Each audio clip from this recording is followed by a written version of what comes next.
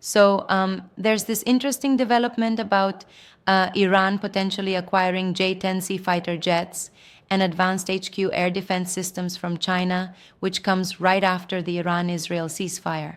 Yep, that's quite a shakeup in the regional balance. Right? And it's like Karlja had a detailed discussion with Dr. David Walalu, at Geopolitical Trends, where they dove deep into whether such an acquisition might really change the dynamics. Oh, absolutely, but it also ties in with how Chinese weapon systems performed recently, especially in that India Pakistan conflict, doesn't it?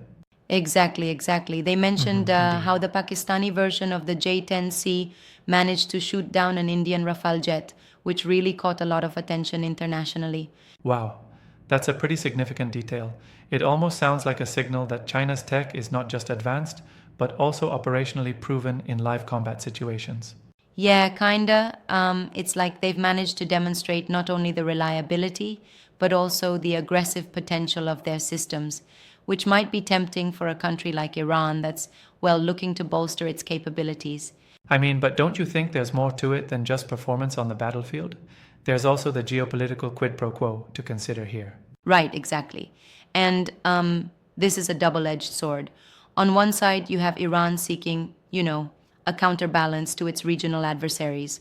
On the other, China seems ready to export its high tech arsenal, strategically stepping in as a key arms supplier. And that shift almost challenges the traditional suppliers. It's like China is saying, hey, we've got what you need, especially when Western sanctions or restrictions come into play. Definitely. Yeah, And, considering the timeline after the ceasefire, it creates a sort of vacuum that Iran might be eager to fill with these advanced systems that could really up its defense game. that's right. But then, isn't it a bit speculative how soon, or even definitively, if Iran will actually make a move? I mean, geopolitical moves aren't exactly scripted, right? True, but from the discussion, Dr. Walalu highlighted that um, there's a growing alignment of interest between China and Iran, especially given their shared interest in countering Western influence and the strategic check against Israel's military capabilities. Yes. I find that part intriguing because it intertwines military technology with broader geopolitical strategies. Exactly, exactly. And it's like, think of it as a chess game. Every piece moves for a purpose. In this case, China is moving its high tech pieces, while Iran might be repositioning its assets to gain a better defensive posture, you know? Right. It's a fascinating game of strategy where a fighter jet or an air defense system can be a game changer. And speaking of game changers, the performance of the J-10C demonstrated in live conflict not only boosts confidence in the system, but also sends a clear message to potential buyers about its combat readiness. Yeah, absolutely. But here's my thought. Isn't there a risk that relying on such systems could backfire if, say, the technology isn't as adaptable as needed in different combat scenarios? That's a fair point. I mean, technology that works in one scenario might need tweaks in another context.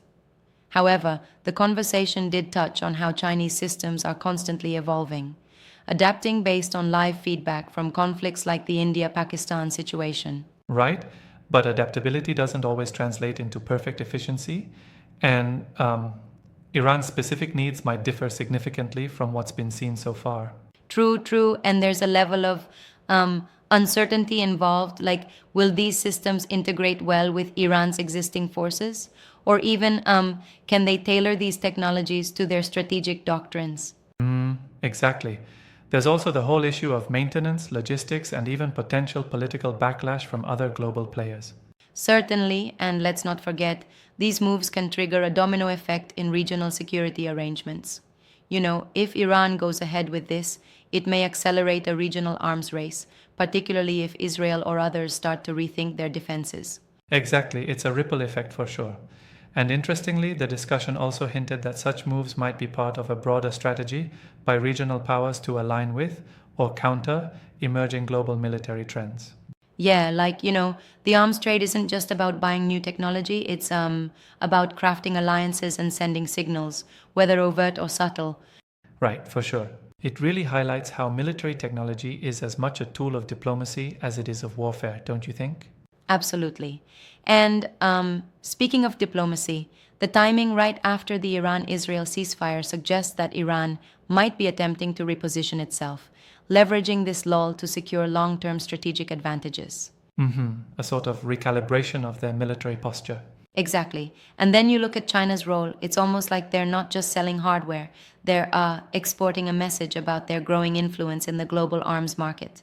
Yeah, and it could also be seen as a challenge to traditional Western arms suppliers, maybe even shifting the balance of who holds real power in these arms deals.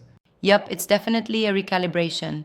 And while there's a lot of potential benefits for both China and Iran, there remains this inherent risk in over reliance on any single supplier or technology. And that reliance might expose them to vulnerabilities, whether they be from sanctions, technological limitations, or, even unforeseen strategic shifts.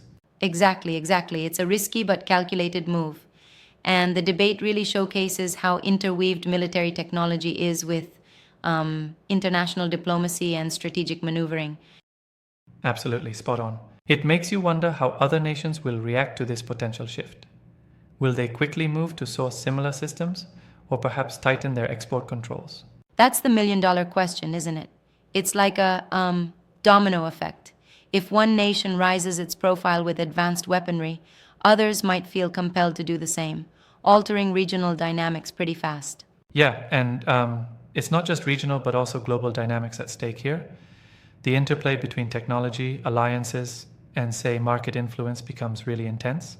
Right, and this conversation, with all its nuances, really underscores how a single acquisition can potentially rewrite strategic narratives. No doubt about it.